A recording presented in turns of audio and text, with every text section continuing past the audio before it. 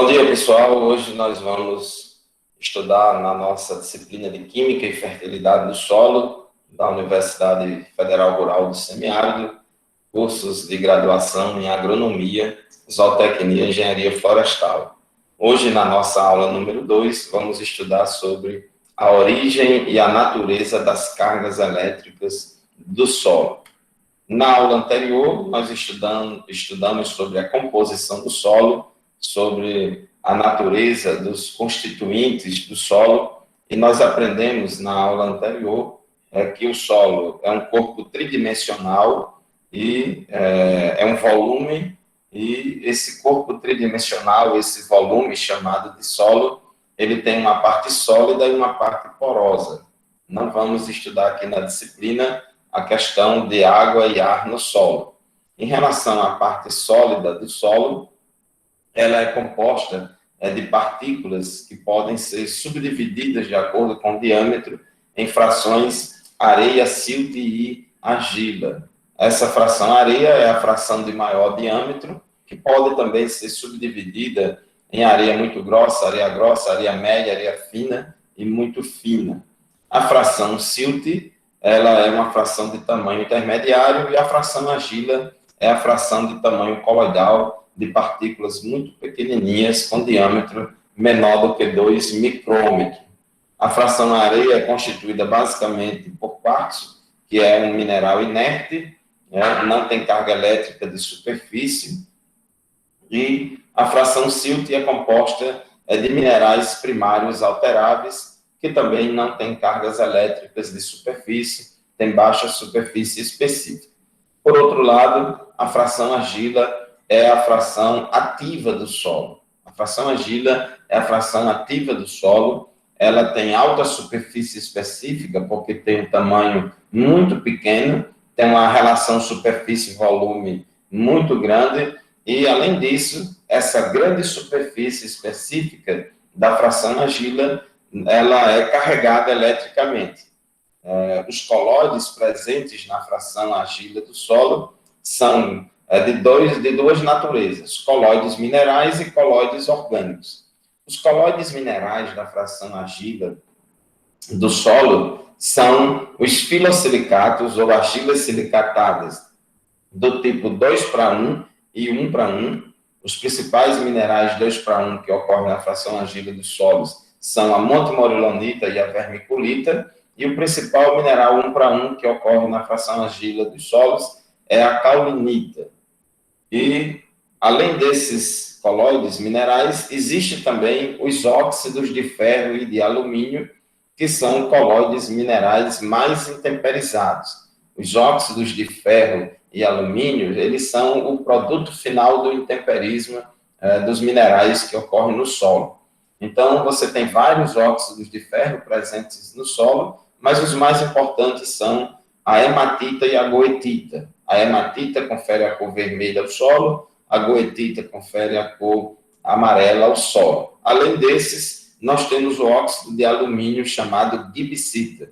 A gibsita é um óxido de alumínio que também confere essa cor amarelada, amarronzada do solo. Então, esses óxidos de ferro e de alumínio, eles têm alta capacidade de absorção de fosfato, de metais pesados, de sulfato, e são o produto final do intemperismo. Esses minerais, esses colóides minerais presentes na fração argila, eles têm alta superfície específica e têm a presença de cargas elétricas de superfície. Além dos colóides minerais, a fração argila também tem os colóides orgânicos. Os colóides orgânicos da fração argila do solo são principalmente as substâncias úmicas, os ácidos úmicos, os ácidos fúlvicos e a umina. Então, essas substâncias úmicas, elas também têm alta superfície específica e têm cargas elétricas de superfície.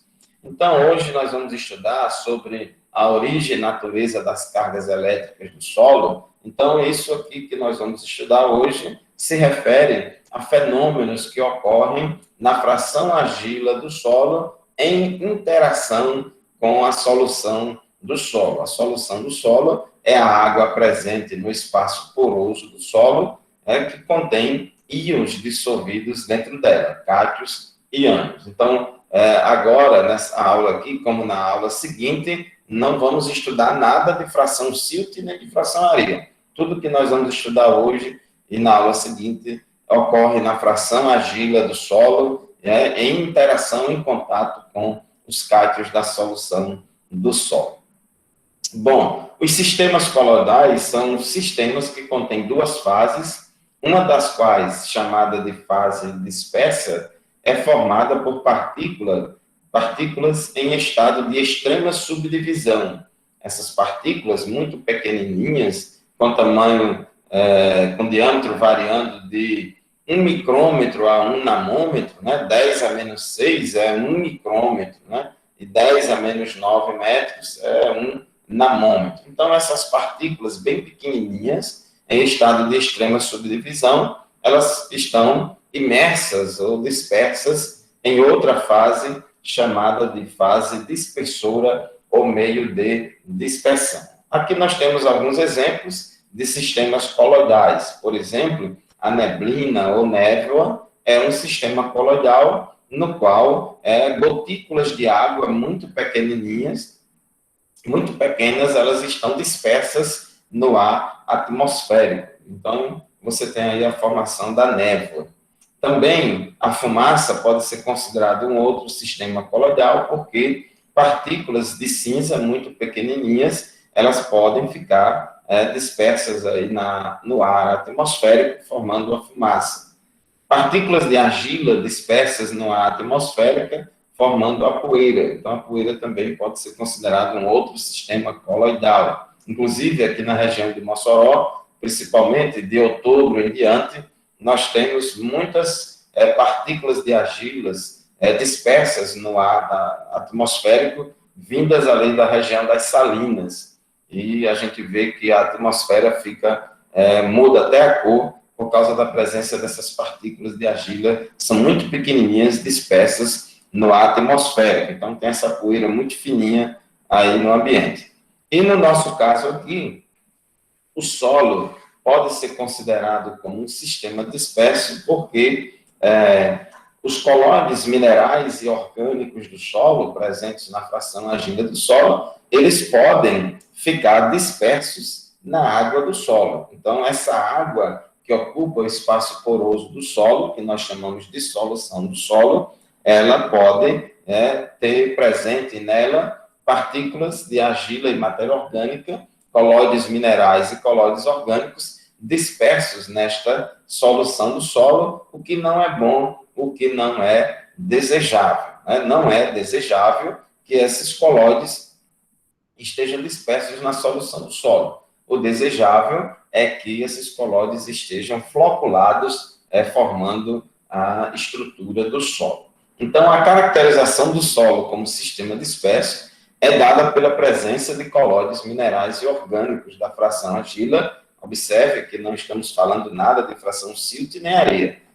Presente na fração argila, que podem, não é desejável, a gente tem que fazer de tudo para que isso não aconteça, mas que podem ficar dispersos na água contida no interior dos poros do solo. Uma coisa importante, e aqui a gente chama atenção, a gente dá ênfase nisso aqui, porque os colóides do solo, eles apresentam como principais características duas coisas: a superfície específica bastante elevada e a presença de cargas elétricas de superfície. Então, essas duas características fazem com que esses colóides do solo sejam considerados a fração ativa do solo, porque eles têm uma influência muito grande nos fenômenos de troca iônica. Então, nós vamos ter no solo partículas minerais, como as argilas silicatadas, e óxidos de ferro e alumínio, como também colóides orgânicos, que são as substâncias úmicas, ácidos fúlvicos, ácidos úmicos e umina. Então, essas partículas sólidas, minerais e orgânicas, em estado de extrema subdivisão, muito pequenininhas e com alta superfície específica, elas são carregadas eletricamente, elas apresentam cargas elétricas na superfície. E essas cargas elétricas presentes na superfície desses colóides, elas vão exercer força de atração e de repulsão sobre os íons que estão na solução do solo. Então, na superfície dos colóides, nós encontramos tanto carga negativa como carga positiva. Então, essas cargas negativas e positivas da superfície do colóide vai exercer força de atração e de repulsão sobre os íons, cátions e ânions que se encontram na solução do solo. Então, isso é fundamental. Bom, o que seria a superfície específica de um colóide ou de um solo? A superfície específica refere-se à quantidade de área superficial por unidade de massa, dado aqui em metros quadrados por grama.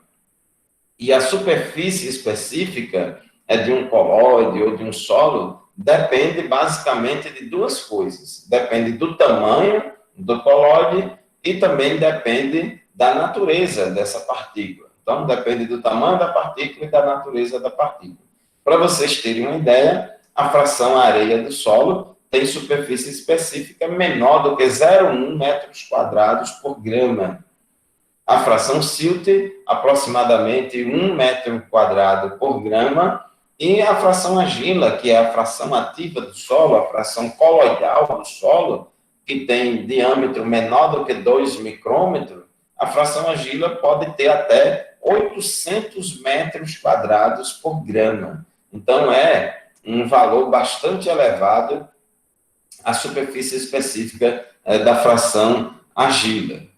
Aqui temos uma figura que ilustra para vocês o efeito da diminuição do tamanho da partícula sobre a superfície específica. Então, imagine aqui um cubo, uma partícula sólida, no caso aqui um cubo com 1 centímetro de lado, todos os lados são iguais, dando a área total aqui de 6 centímetros quadrados. Se você dividir esse cubo aqui pela metade, cortar aqui no meio, você vai ter duas partes, e se você somar agora, você vai ter 8 centímetros quadrados de superfície específica, porque ficou exposta agora essa superfície aqui, ó, de cima desse cubo de baixo, e ficou exposta a superfície aqui debaixo desse cubo que está em cima. Então, agora nós aumentamos a área superficial porque diminuímos o tamanho da partícula. Ela se transformou em duas menores. Se a gente dividir aqui, ó, ambas pela metade, então nós vamos ter aqui 4 partículas sólidas, e se a gente for somar a área de cada partícula dessa, nós vamos ter um total de 10 centímetros quadrados. Então, observe que no mesmo volume aqui, você aumentou a área exposta, aumentou a superfície específica, que é a área exposta. Se a gente dividir essas 4 partículas aqui em 8, cortar elas, aqui, ó, e dividir em 8, nós vamos ter aqui, ó, 8 cubos, cada cubo com 0,5 centímetros de lado, e vamos ter aqui o total de 12 centímetros quadrados. Então, você observa que quanto menor o tamanho da partícula, maior é a superfície específica.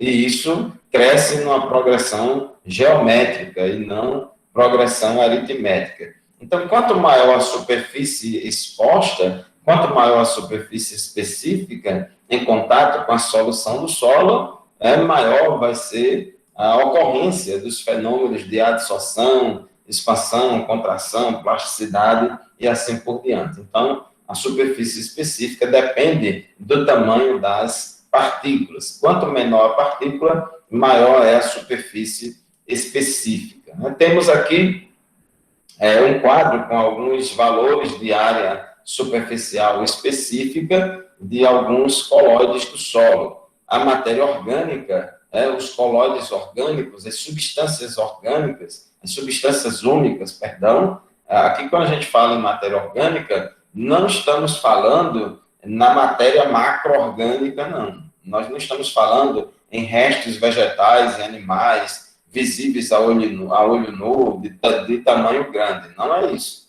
A gente, quando fala aqui na superfície específica da matéria orgânica, estamos nos referindo às substâncias úmicas, que são as principais componentes ali da fração humus do solo. Então, tem superfície específica variando de 800 a 900 metros quadrados por grama, a montemorilonita 700 a 800, vermiculita já tem menos um pouco, e assim vai. Então, a caulinita e os óxidos de ferro e de alumínio, que são os colóides minerais mais intemperizados, têm menor superfície específica. Os minerais 2:1 têm maior superfície específica. E a superfície específica de todos é a da matéria orgânica das substâncias úmicas. Então, gente, a superfície específica do solo depende do tamanho das partículas do solo, mas também depende da natureza dessas partículas. Então, é importante para a gente saber a superfície específica de um solo, a gente precisa saber qual é o teor de argila do solo, porque a gente já sabe que a areia e silt têm baixíssima superfície específica. O mais importante é saber o teor da fração argila. Então, a superfície específica do solo vai depender principalmente da fração argila do solo, o teor de argila do solo, como também a natureza das partículas que compõem a fração argila, a natureza das partículas minerais e orgânicas. Então, os principais fatores que influenciam a superfície específica do solo são esses três aqui: teor de argila, a presença de minerais do tipo 2:1 e o teor de matéria orgânica. Então, quanto maior o teor de argila do solo, maior será a superfície específica. Então, não é diretamente proporcional, mas porque a relação, a gente mostrou no gráfico anterior, que não é uma reta, ela é uma curva, ela cresce exponencialmente. Quanto menor o tamanho da partícula, vai crescendo a superfície específica de forma exponencial. Então, mas, a grosso modo, dá para a gente entender aqui que quanto mais argila tiver o solo, quanto maior o teor de argila do solo, maior vai ser a superfície específica. Outra coisa, não é somente avaliar a quantidade de argila, mas também a natureza dessa argila, a mineralogia da fração argila. Quais são os minerais predominantes na fração argila? Será que predomina minerais 2:1, que tem alta superfície específica? Ou será que predomina caulinita e óxido de ferro e alumínio, que tem baixa superfície específica? Então, quanto maior a presença de minerais do tipo 2:1 no solo, maior vai ser a superfície específica. Já vimos que os solos que têm minerais 2:1 em grande quantidade são solos jovens, pouco desenvolvidos, onde o intemperismo não atuou muito intensamente, como nós temos em bastante solos aqui do semiárido. Outro fator também que influencia é o teor de matéria orgânica do solo. Quanto maior o teor de matéria orgânica do solo, maior vai ser a superfície específica, sabendo que os nossos solos tropicais são solos pobres em matéria orgânica, especialmente os solos do semiárido brasileiro, que são os solos mais pobres em matéria orgânica que tem.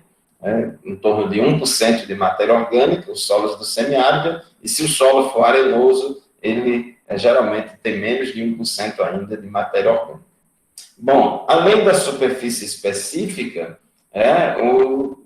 os colóides do solo também têm a presença de cargas elétricas. Então, tem uma alta superfície específica, e essas superfícies desses colóides, elas não são superfícies neutras, elas são superfícies carregadas eletricamente. Existem cargas elétricas negativas e positivas na superfície desses colóides minerais e orgânicos do solo. Gente, vocês vão ouvir muito essa palavra colóide, a gente falar aqui. Quando a gente fala colóides, nós estamos nos referindo tanto às partículas minerais da fração argila, como também as partículas orgânicas da fração argila. Então, todas são partículas coloidais, são partículas com diâmetro menor do que 2 micrômetros, principalmente menor do que 1 micrômetro, presente na fração argila.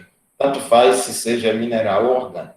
Então, o que é que acontece? Essas partículas bem pequenininhas, que são carregadas eletricamente, essas cargas elétricas da superfície delas são neutralizadas por íons da solução do solo, sendo responsáveis por fenômenos de grande importância que ocorrem no solo, como a retenção e troca de íons e a dispersão e floculação dos coloides do solo. Então, essas cargas elétricas, elas não ficam livres, soltas, elas vão exercer forças de atração e de repulsão sobre os íons presentes na solução do solo. Lembrando a todos aquilo que vocês já sabem, mas não custa lembrar, íons de carga positiva são chamados de cátions e íons de cargas negativas são chamados de ânions.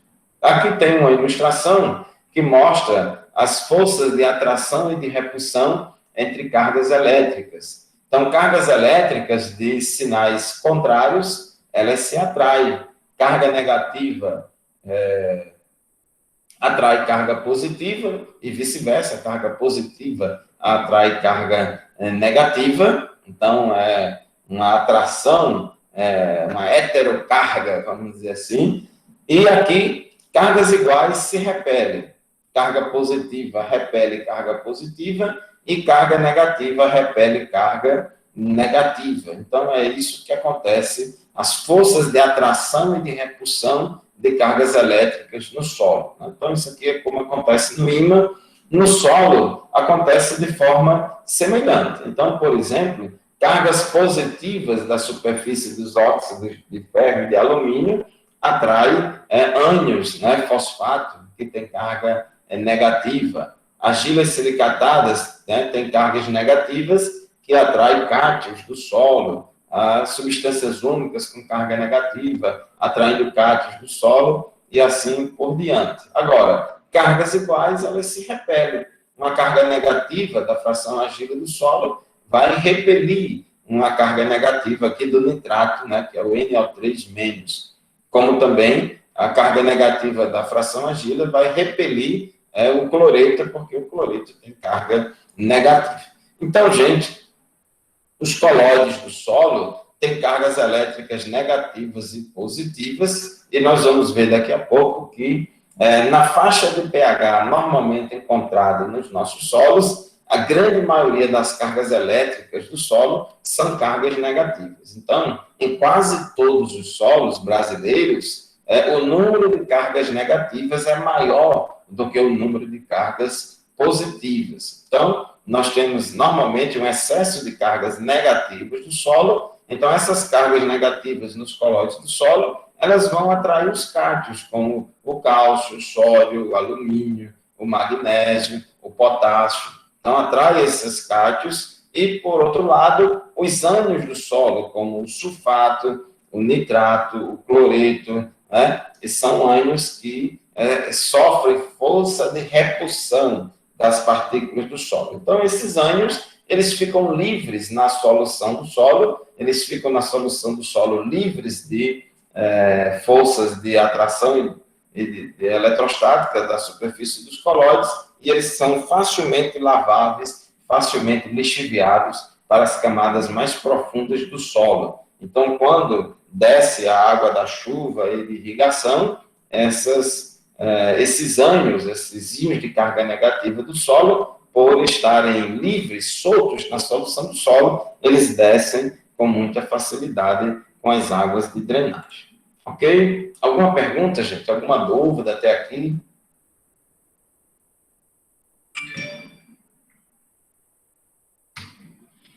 Bom, as cargas elétricas dos colóides do solo, elas podem ser classificadas em dois tipos: carga permanente e carga variável. Então, esses dois tipos de cargas são comparadas umas com as outras com base em 4 critérios apresentados aqui nesse quadro.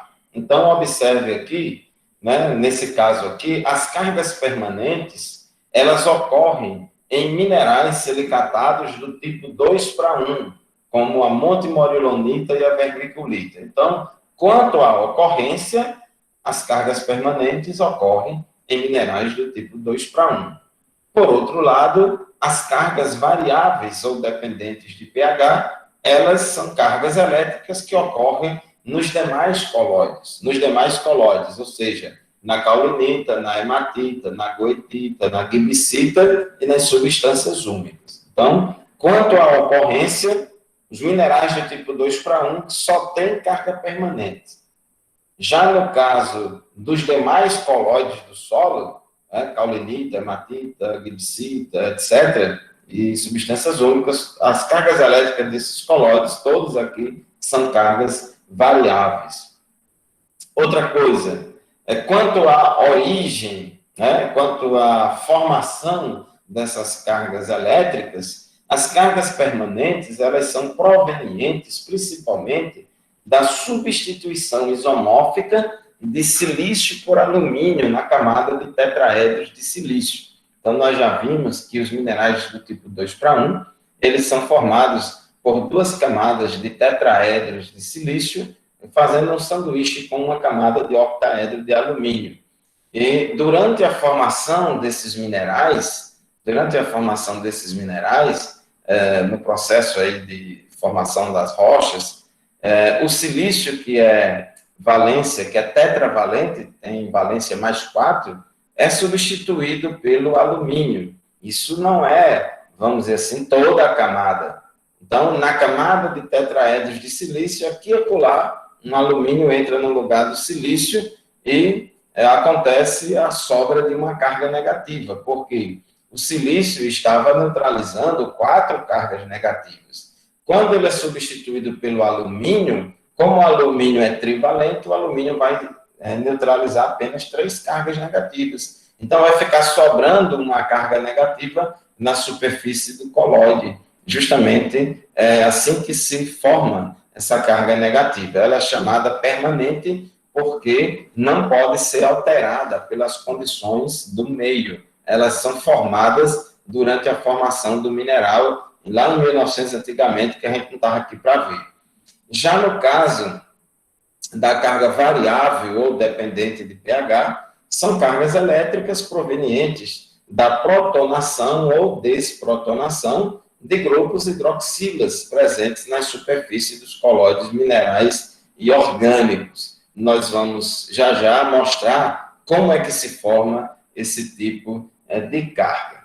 Então, no caso das cargas permanentes, por serem formadas durante a formação do mineral e não poderem ser alteradas pelo pH do meio, nós dizemos que essas cargas permanentes, elas são uma propriedade intrínseca do colóide, porque não depende do pH. Nada que aconteça no meio vai alterar essas cargas elétricas. Já no caso das cargas variáveis ou dependentes de pH, não é uma propriedade intrínseca do colóide, pois depende do pH. Então, as condições do meio é que vão determinar se essas cargas serão negativas ou se serão positivas.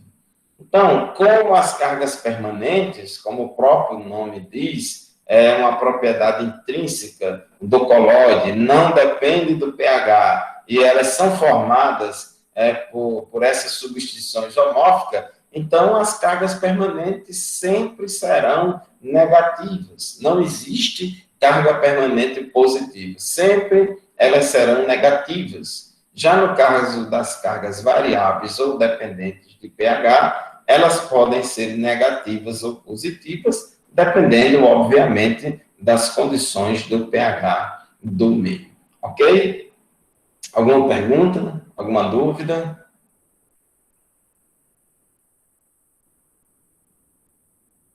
Não, perfeito.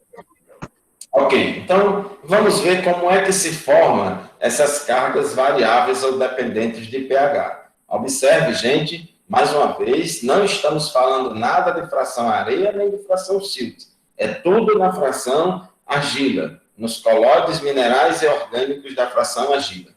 Então, nesse caso aqui, nos óxidos de ferro e de alumínio, na caulinita e nas substâncias úmicas, como é que se formam essas cargas variáveis ou dependentes de pH? Imagine aqui uma caulinita, que é uma argila silicatada 1:1. Então, lá na borda de uma caulinita,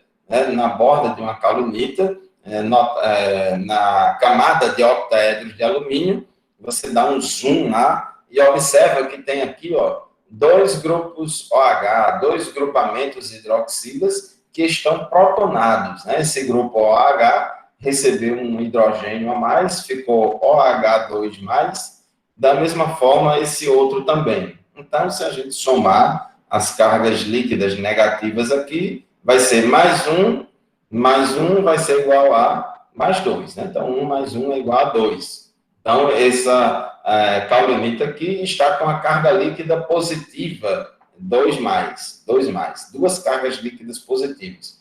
Se a gente aumentar o pH do meio, aumentar o pH é aumentar a concentração de hidroxilas do meio. Então, se eu colocar 2 hidroxilas aqui no meio, o que vai acontecer? Essas hidroxilas, elas vão arrancar esses 2 oxigênios que estão aqui. 2 hidroxilas arrancando esses 2 oxigênios. E arrancar esse oxigênio aqui significa desprotonar, ok? Então, arranca esses 2 oxigênios daqui para formar 2 moléculas de água. Então, esse grupamento funcional que era 1+, ficou 0. Do mesmo jeito, esse aqui, carga mais 1, como foi desprotonado, ficou carga 0. Então, 0 mais 0 é igual a 0. Então, a carga líquida desse mineral, aqui nesse pH, é 0. Se continuar aumentando o pH, continuar adicionando hidroxila, no caso aqui foi adicionado 1 hidroxila. Então, 1 hidroxila vai fazer o quê? Vai desprotonar esse grupamento OH, arrancar esse hidrogênio aqui para formar a molécula de água, e esse grupamento OH, ele passa a ser O-. Então, aqui formou-se uma carga negativa. E esse aqui continua do mesmo jeito, certo? OH e OH, continua do mesmo jeito. Então, aqui nós formamos uma carga negativa. Então, observe que esse mineral aqui, ele pode ter carga líquida positiva, ele pode ter carga líquida negativa, ou ele pode ter carga líquida 0, nem negativa, nem positiva.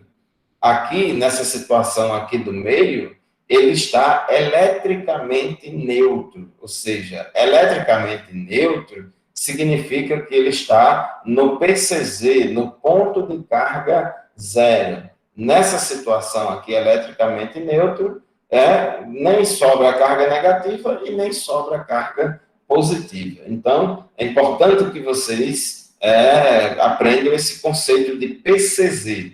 O que é o PCZ de um mineral ou o PCZ de um solo? É o pH em que o número de cargas negativas é igual ao número de cargas positivas.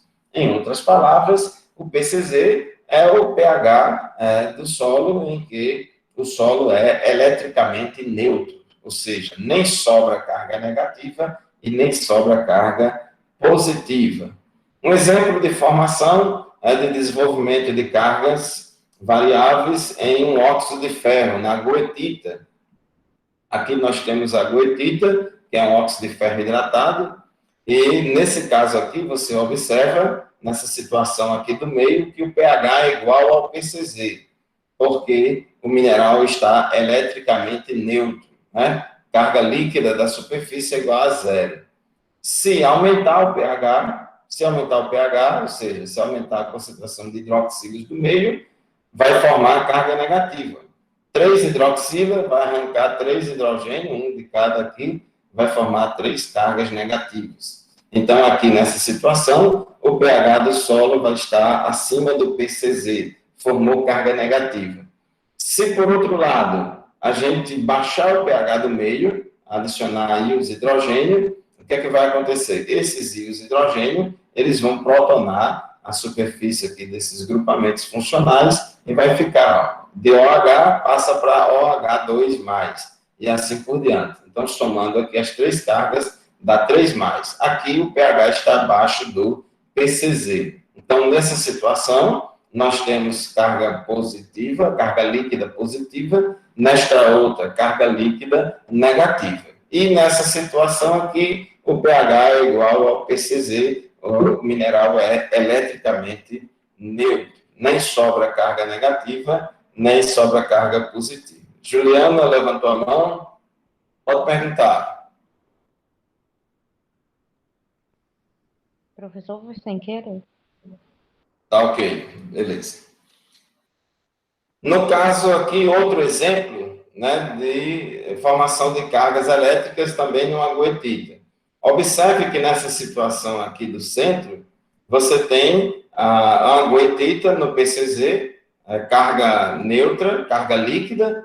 Quando a gente diz aqui, é carga líquida, tá certo? É o bruto menos os descontos, é o líquido. Então, se você observar aqui, você tem uma carga positiva, aqui é 0, e aqui tem uma carga negativa. Então, somando isso aqui, ó, menos 1, mais 0, mais 1, é igual a 0. Então, o mineral aqui está no ponto isoelétrico, está no PCZ, a carga líquida da superfície do mineral é 0. No entanto, dentro aqui do mineral, ou seja, na superfície do mineral, a gente pode encontrar tanto carga positiva como carga negativa, embora a carga líquida seja igual a 0. Então, isso é fundamental. Né? Isso é fundamental. Nesse caso aqui, quando aumentou o pH, formou uma carga negativa, então a carga líquida aqui é menos 1, mas você encontra na superfície do mineral grupos funcionais que são neutros, OH0, OH0, e aqui você tem uma carga negativa. Nessa outra situação, baixou o pH, aqui na esquerda, baixou o pH, então você tem aqui, ó, carga líquida 0, mais 1 é igual a mais 1. Então, o pH tem uma influência muito grande na formação de cargas elétricas do solo. Quando você baixa o pH, você forma a carga positiva. Quando sobe o pH, forma a carga negativa. E é bom que a gente diga que os processos de intemperismo, eles levam à acidificação do solo. Quanto mais intemperizados forem os minerais, quanto maior o grau de desenvolvimento pedogenético do solo, mais baixo será o pH do solo e maior vai ser a formação de cargas positivas. Por outro lado, os solos mais jovens, os solos com minerais menos intemperizados, eles têm uma maior quantidade de cargas negativas. Os solos muito intemperizados, os solos muito desenvolvidos, são solos que têm pH baixo, são solos ácidos que têm pH baixo. Então, esses solos, como os latossolos, argissolos, eles têm pH baixo, e para você produzir bem nesses solos, você precisa fazer calagem, correção da acidez do solo, mediante a aplicação de calcário. Então, quando você aplica calcário nesse solo, esse calcário vai reagir no solo e vai liberar hidroxilas, e com isso vai aumentar o pH do solo. E quando aumenta o pH do solo, forma carga negativa. Então, é bem dinâmico essa questão de formação de cargas elétricas no solo. Bom, gente, preste bastante atenção nesse conceito aí de dupla camada difusa.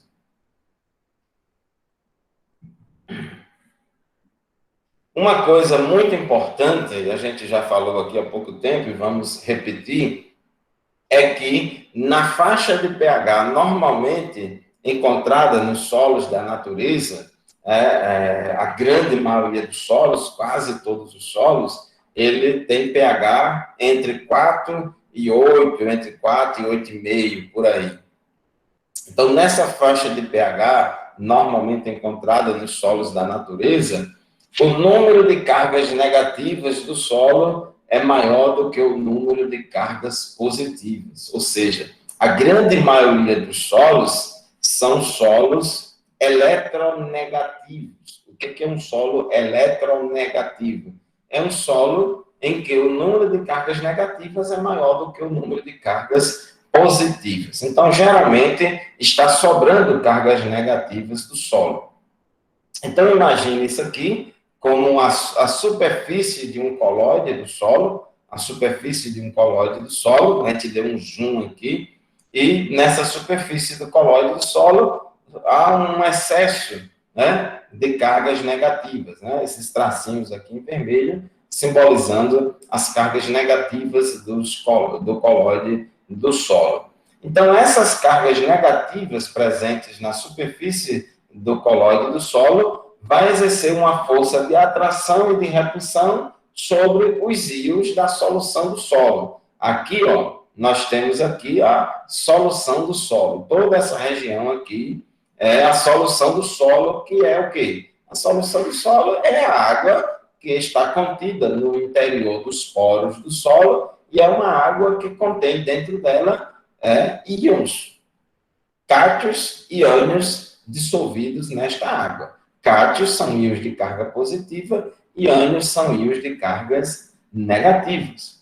Então, o que é que acontece? Já falamos que carga negativa atrai carga positiva e repele carga negativa. Cargas elétricas de mesmo sinal se repelem e cargas elétricas de sinais contrários se atraem.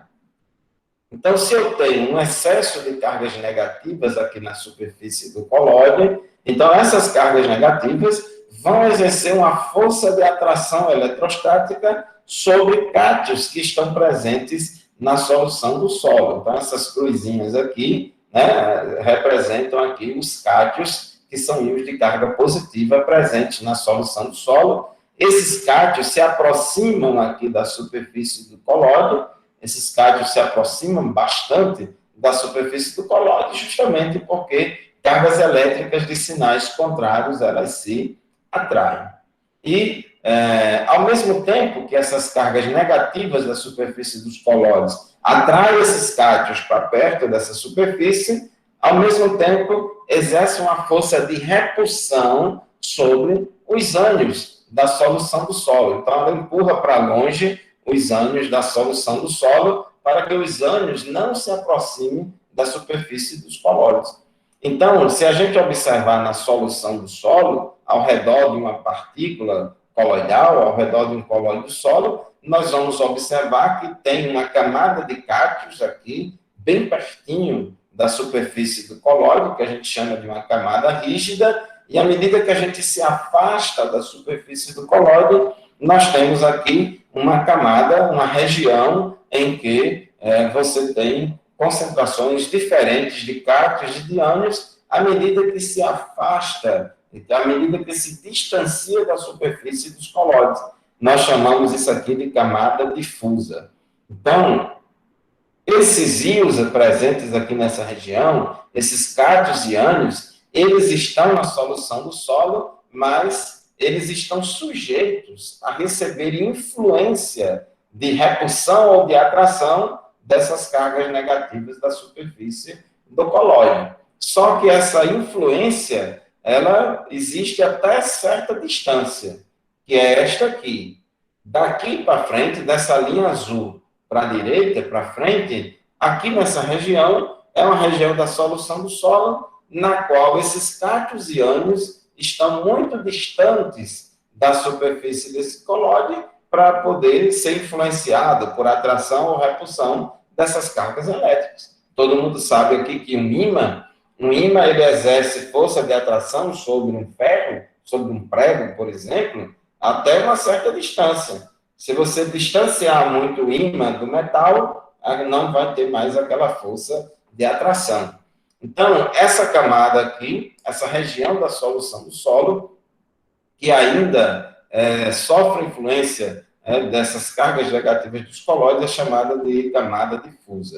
Então, essas duas, a camada rígida mais a camada difusa, formam o que nós chamamos de dupla camada difusa. Dupla camada difusa. Observe, gente, isso aqui, ó, essa distância, tá vendo essa seta preta aqui? Essa distância, a partir da superfície do colóide até uma região aqui da solução do solo, a partir da qual não mais tem força de atração eletrostática. Então, essa espessura da dupla camada difusa, esse tamanho aqui, essa espessura da dupla camada difusa, tem uma influência muito grande sobre o comportamento do solo em várias coisas que nós vamos falar daqui a pouco. Nós representamos aqui os principais cátions, com uma cruzinha, e os principais ânions do solo com um tracinho. Os principais cátions do solo são o alumínio, o cálcio, o magnésio, o potássio e o sódio. E os principais ânions são o bicarbonato, o cloreto, o sulfato e o nitrato. Mas isso, eu digo aqui, os principais em termos de concentrações na solução do solo. Existem outros ânions. Tem aí, por exemplo, o ânion fosfato, O ânion fosfato. Então, gente, aqui são os principais ânions no sentido de que são aqueles principais ânions e principais cátions que ocorrem em maiores concentrações nos solos, mas não são os únicos. Você pode ter no solo uma infinidade aí de cátions e de ânions. Aqui nós temos uma outra representação da forma gráfica aqui, da dupla camada difusa. Aqui no eixo dos Y, nós temos a concentração de íons na solução do solo, variando ou em função da distância a partir da superfície do colóide. Então, aqui no ponto zero, até a gente colocou uma setinha aqui, a distância zero é a interface sólido-líquido. A distância zero é exatamente a divisa entre a fase sólida para um lado e a fase líquida para o outro. Então, é a interface sólido-líquido. Então, aqui, na interface sólido-líquido, nós temos a camada rígida, que a gente falou há pouco tempo. Nós só temos cátions aqui porque os ânions presentes na superfície dos colóides exercem uma atração muito grande sobre esses cátions, ao mesmo tempo que exercem uma repulsão sobre os ânions. Então, gente, o que é que acontece? Na superfície do colóide, aqui, quando a distância tende a zero, a concentração de cátions, essa curva aqui, essa curva representa a concentração de cátions. Então, a concentração de cátions é máxima. Por outro lado, na interface sólido-líquido, a concentração de ânions é mínima. Por que a concentração de ânions é mínima?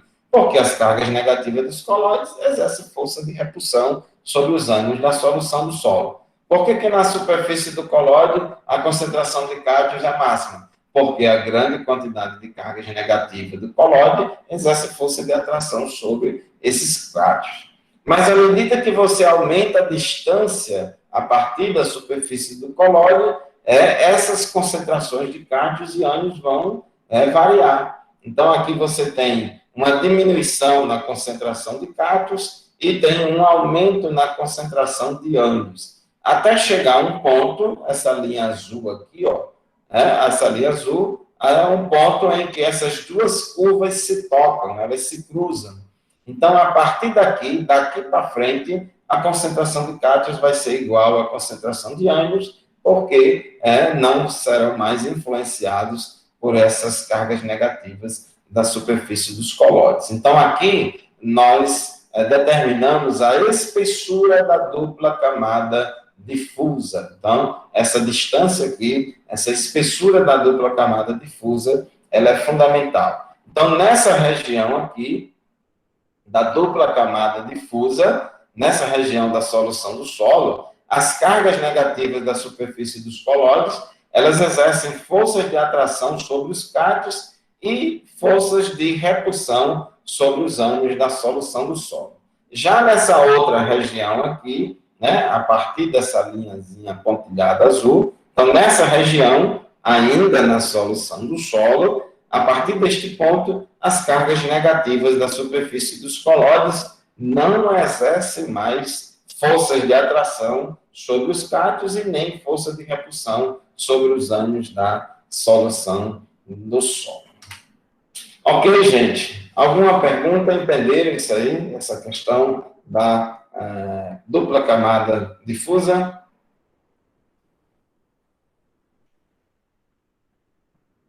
Preste atenção a essa espessura aqui da dupla camada difusa. Essa espessura da dupla camada difusa depende de vários fatores, mas principalmente da valência do cátio que predomina nas cargas negativas dos colóides do solo. Quanto maior a valência do cátio que predomina nas cargas negativas dos colóides do solo, menor é a espessura da dupla camada difusa. Então, gente, um solo ácido com pH baixo, o cátio que predomina na solução do solo é o alumínio, que tem valência 3+. Já no solo jovem, os cátios que vão predominar são o cálcio, o potássio, que são cátios de menor valência. Então, em solo ácido, a espessura da dupla camada difusa é menor, é mais delgada. Em um solo jovem, solos alcalinos, a espessura da dupla camada difusa é maior. Além da valência do cátio, outra coisa também influencia, que é a concentração salina da solução do solo. Quanto maior a força iônica ou concentração salina da solução do solo, menor será a espessura da dupla camada difusa. Então, nós temos aqui, por exemplo, uma tabelinha para exemplificar isso. Observe aqui que nós temos aqui a concentração a força iônica da solução medida em mol de carga por litro, variando de 10 a menos 5 até 10 a menos 1 mol de carga por litro. Esse número 10 a menos 5 é pequeno, e 10 a menos 1 é maior. Por isso que a gente colocou uma setinha aqui de cima para baixo, dizendo que aumenta a concentração de cima para baixo. Aqui, numa solução em que predomina o cálcio, que é monovalente, aqui predomina o sódio, que é monovalente, aqui predomina o cálcio, que é bivalente, e aqui é onde predomina o alumínio, que é trivalente. Então, a gente falou no slide anterior que a espessura da dupla camada difusa, ela depende da valência do cátio, que predomina, e também depende da força iônica da solução. Então, vamos observar aqui nessa tabela a influência da valência do cátio que predomina na solução do solo.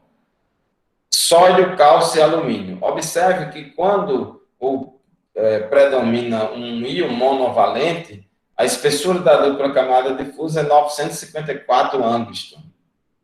Quando é um trivalente, a espessura é menor, 318. E aqui, quando é um bivalente, é um valor intermediário. Aqui, quando a espessura, quando a camada difusa está predominando aí com sódio, que é um monovalente, então você tem um valor de 10, quando é o trivalente é 3. E aqui é sempre um valor intermediário. Observe que aqui, da esquerda para a direita, saindo de um monovalente para um trivalente, você vai diminuir, sempre vai diminuir a espessura da dupla camada difusa. Quando o cátio é trivalente, como acontece com os solos ácidos, que são ricos em alumínio, a espessura da dupla camada difusa é pequena. No caso de solos salinos, solos afetados por sais, onde tem grande quantidade de sódio, a espessura da dupla camada difusa é maior. Agora, avaliando o efeito da força iônica da solução, aqui, dentro de cada coluna você vai observar que quando aumenta a concentração, diminui a espessura da dupla camada difusa. Então, isso é muito importante. Então, gente, quanto menor a espessura da dupla camada difusa, maior será a floculação dos colóides do solo e, consequentemente, bem mais estruturado será o solo. Tudo isso que a gente falou aqui, sobre essa questão de espessura da dupla camada difusa, se ela será maior ou menor, isso tem uma influência muito grande em propriedades físicas do solo, como a estrutura do solo. Porque se o cátio que predomina no complexo de troca do solo é um cátion monovalente, como sódio e potássio, essa espessura da dupla camada difusa vai ser grande. O sódio e o potássio, ele ocupa muito espaço, né, e neutraliza poucas cargas negativas dos colóides, porque eles são monovalentes. Então, nesse caso, você tem a necessidade de ter muito potássio, muito sódio, para poder neutralizar aquelas cargas negativas dos colóides. Então, a espessura vai ser maior. Quando você tem um solo ácido, onde tem muito alumínio, então só um átomo de alumínio, ele já neutraliza 3 cargas negativas do colóide. Então, você vai precisar de poucos átomos de alumínio para neutralizar todas as cargas negativas do colóide. É por isso que solos ricos em alumínio, que é o caso dos solos ácidos, a espessura da dupla camada difusa é bem pequena, é mais delgada. E na prática, significa o quê? Se a espessura da dupla camada difusa é mais delgada, esses colóides eles se aproximam mais um do outro para flocularem e formarem a estrutura do solo. No caso de solos que têm predominância de cátion monovalente, que tem espessura de dupla camada difusa muito grande, esses colóides, eles não floculam. Eles, quando se aproximam um do outro, aí um vai exercer força de repulsão sobre o outro. Então, o solo perde a estrutura. Quem já pagou aqui a disciplina de física do solo, já deve ter visto lá na aula prática de análise textural, que você coloca um dispersante químico lá junto com a amostra de solo, que é o hidróxido de sódio, o calgon ou hexametafosfato de sódio, que é uma substância alcalina, que forma muita carga negativa, ao mesmo tempo que o sódio ele é monovalente e o sódio é muito grande. O diâmetro hidratado do sódio é muito grande. Com isso, você causa dispersão das argilhas do solo. Na análise textural, a gente quer que 100% das argilhas estejam dispersas, para poder a gente contar lá os teores de areia, silto e argila. No caso do solo, a gente não deseja essa dispersão. A gente quer que os colóides do solo estejam floculados, formando a estrutura do solo. O solo, gente, só tem espaço poroso porque os colóides do solo floculam. E ao flocularem e formarem os torrões, que vai formando o espaço poroso do solo, por onde vai caminhar a água, nos quais, nesse espaço poroso, vai estar presente a solução do solo e o oxigênio para as plantas. Então, essa espessura da dupla camada difusa, ela tem uma importância muito prática no solo. Vamos apresentar aqui 2 situações práticas bastante interessantes, que fala da influência da espessura da dupla camada difusa na floculação e dispersão dos colóides. Então, o que é que acontece? Em solos ácidos, que são solos muito desenvolvidos, com minerais mais intemperizados, então, nesses solos, nós temos a predominância de alumínio. O alumínio é o cátion que predomina em solos ácidos. Então, como o alumínio é trivalente, o alumínio contribui para que a dupla camada difusa seja bem estreitinha.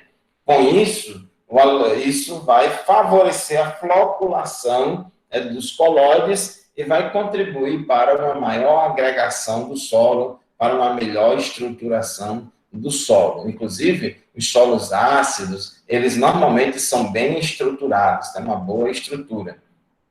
No caso de fazer calagem nesses solos, porque esse alumínio é tóxico às plantas, então, para a gente cultivar e produzir bem solo ácido, a gente tem que fazer calagem, que consiste da aplicação de calcário ao solo. Só que quando a gente aplica calcário ao solo, o que é que acontece? Nós vamos explicar isso nas aulas seguintes, na próxima semana, que quando a gente aplica calcário ao solo, a gente precipita todo o alumínio do solo e o cálcio do calcário é quem vai tomar o lugar do alumínio. Então, quando a gente faz a calagem em solos ácidos, sai de cena um cátion trivalente para entrar um cátion bivalente, que é o cálcio.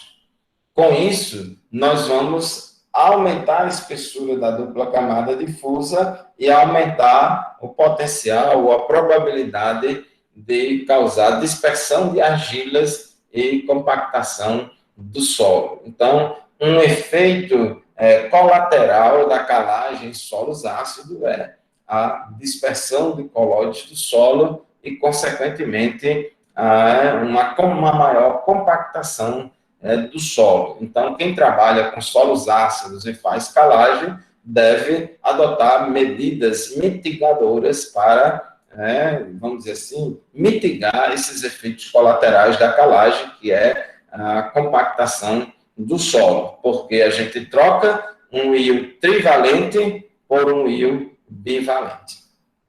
Então, nessa situação de solo ácido, o cálcio do calcário substituindo o alumínio, o cálcio vai provocar dispersão de argila. Por outro lado, em solos afetados por sais, especialmente os solos sódicos, onde você tem a presença de sódio em grande quantidade, e o sódio é o elemento químico mais dispersante que tem, porque além do sódio ser monovalente, o sódio tem um raio hidratado muito grande. O sódio, ele é um átomo grande, então ele é bem maior do que o potássio.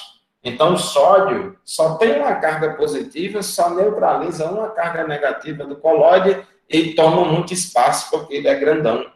Então, o sódio, ele é muito dispersante. Os solos sódicos, os solos afetados por sais, eles têm muito problema de dispersão de argilas, né, de destruição da estrutura do solo e compactação do solo, porque o sódio ele destrói a estrutura do solo. Por quê? Porque o sódio faz com que a espessura da dupla camada difusa seja grande, com isso você vai ter uma maior dispersão dos colóides. Eu falei aqui no início da aula que aqui na região de Mossoró, nesse período aí de outubro em diante, nós vemos a presença de muita poeira aqui nessa região próxima ao Fessa. É uma poeira que vem lá das salinas, porque os solos lá da salina são solos que têm muito sódio, tem um teor de sódio muito grande, as argilas são dispersas e pela poeira, e você tem esse problema. Já no caso de solo sódico, quando você aplica gesso, um dos tratamentos de recuperação de solo sódico consiste na aplicação de gesso ao solo. O gesso é o sulfato de cálcio. Então, o cálcio do gesso, quando você aplica em um solo sódico, esse cálcio vai tomar o lugar do sódio nas cargas negativas dos colóides do solo. Então, numa situação como essa, você vai trocar um cátion monovalente por um cátion bivalente. Então, nesse caso, o cálcio vai melhorar a estrutura do solo e diminuir a compactação do solo, porque no caso do cálcio, por ser bivalente, ele vai favorecer uma menor espessura da dupla camada difusa. Então, gente, nesse contexto de solo ácido, o cálcio da calagem vai ser dispersante, e nesse contexto de solo sódico, o cálcio da calagem vai ser floculante. Então, ele vai ser bandido ou mocinho, dependendo do contexto. Ok? Alguma pergunta?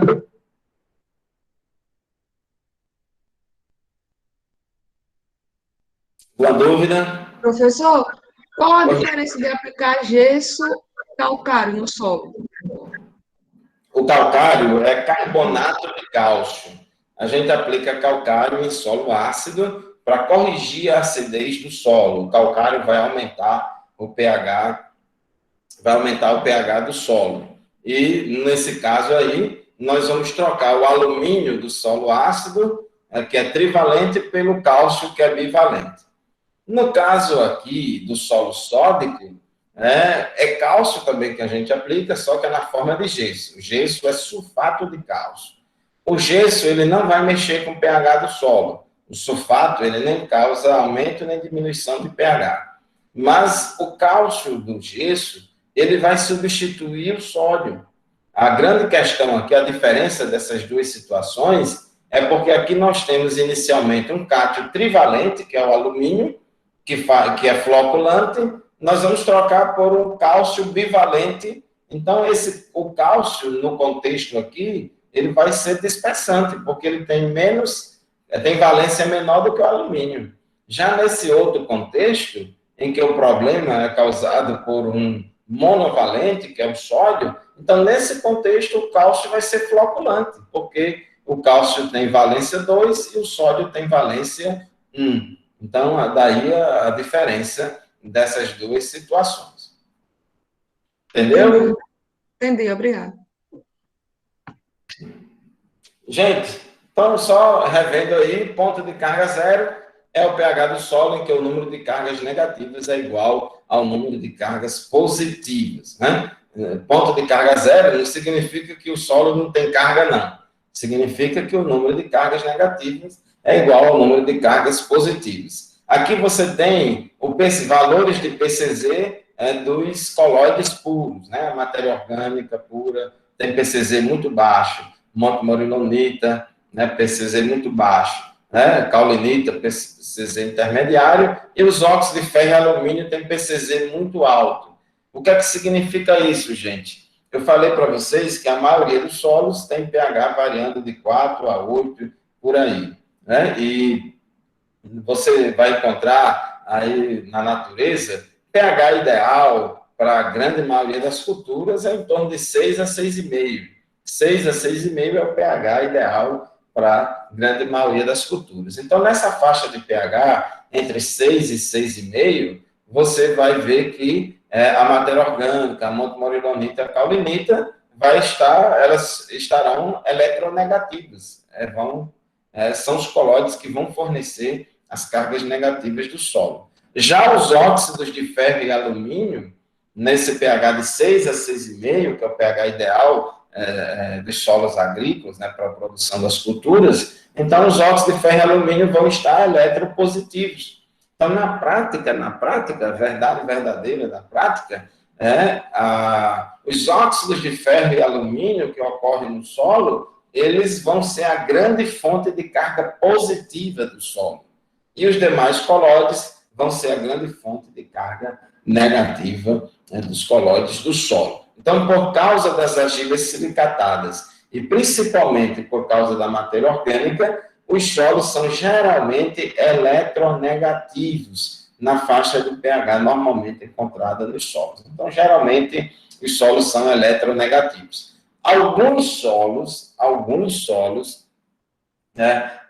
lá do Cerrado, que tem teores de matéria orgânica mais baixo e altíssimo teor de óxido de ferro e alumínio, alguns solos desses podem ser eletropositivos. É o que nós chamamos de solos ácricos. Solos ácricos são solos eletropositivos, porque a quantidade de óxido de ferro e alumínio deles é tão grande, né, que é tanta carga positiva desses óxidos de ferro e alumínio, que suplanta o número de cargas negativas da matéria orgânica, né, da matéria orgânica e da caulinita.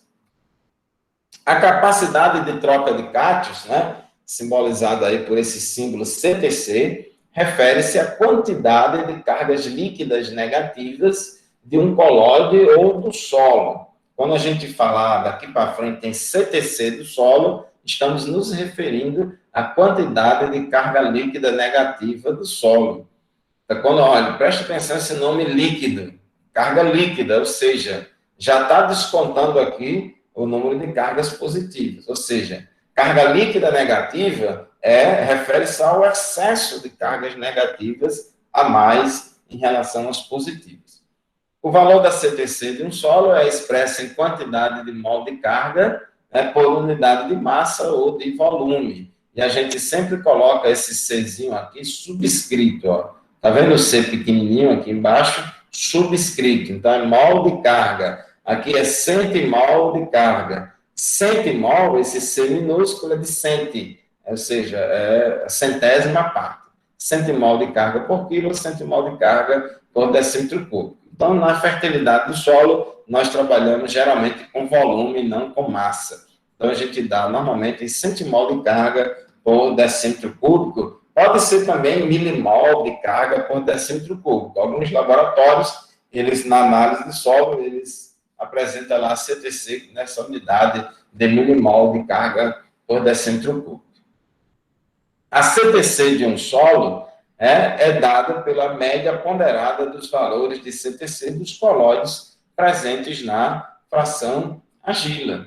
Cada colóide do solo tem o seu valor de CTC específico, uns mais e outros menos. Então, como no solo você tem uma mistura de minerais, isso é muito importante, viu, gente? No solo você não tem um colóide único, não. No solo, na fração argila do solo, você tem uma mistura de colóides, você tem uma sopa de colóides aí, né, uma variedade grande de colóides. É claro que, dependendo das características do solo, vai predominar mais determinado tipo de colóide e outro tipo de colóide vai ocorrer em menor quantidade. Solos ácidos muito desenvolvidos, né, que passou por um grau de desenvolvimento pedogenético maior, então são solos onde predomina caule, níquel, óxido de ferro e alumínio, então são solos de baixa CTC.